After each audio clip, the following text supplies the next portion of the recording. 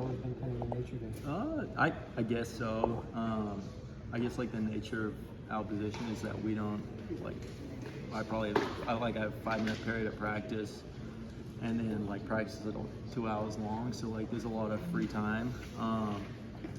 So I guess now in my third year, it's finding like ways to improve without punting, so I don't tax my body as much. So being on like the jugs machine, catching snaps from Sean and the other 2 snappers, working on holding, like all those little things to keep these up in the body. How many times would you kick in a week? It really depends. I guess in the off season, I try to kick Tuesday, Thursday, Saturday to kind of mirror what we do in the season. And then in like a regular game week, Tuesday is more of like a heavier kicking day. Thursday's just like probably 30 balls, get confident we practice in the game field. And then Saturday I'd probably kick honestly a bit too much, just because you get there, you get excited, and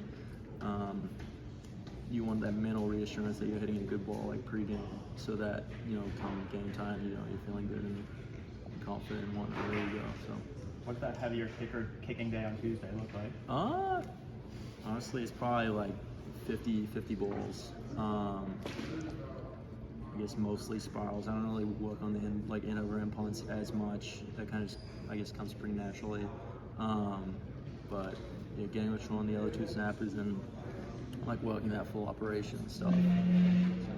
Coach Allen said after the game on Saturday that Jalen would kind of pull you aside a lot to work on catching punts. Yeah. How much have you seen him improve? Yeah, definitely. Kind of like, well, I guess after the season, I kind of took a few weeks off, and then as he came back, like January, we started working outside, me hitting him punts, and I guess it's a little bit different catching a punt versus a kickoff, just like in terms of the rotation.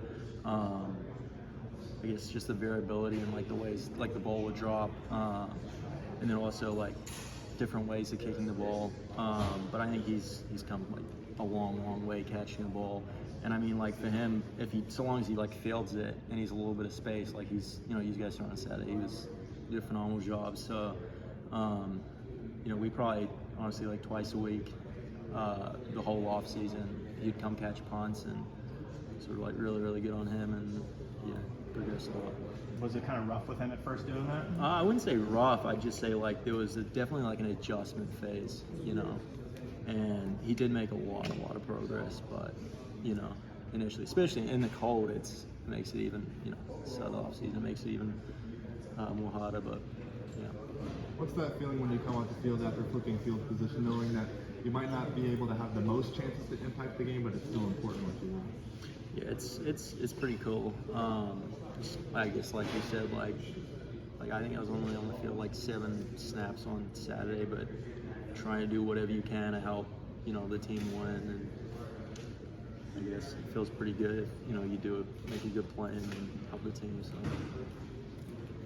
I wanted to ask you about the kickers. Also, you kind of have a unique vantage point of that. Just what have you seen from them? Even in fall camp, and just just as it's kind of gone along. What have you seen from both those guys? I think Chris this year has taken a big stride. Obviously, he's behind Charles like the last 3 years. So like I saw, I guess from the start of the offseason, him like attacking the weight room, working really hard on the field, and like I think his range as a kick has really improved and increased. Like you guys saw it when he hit the 42-yarder.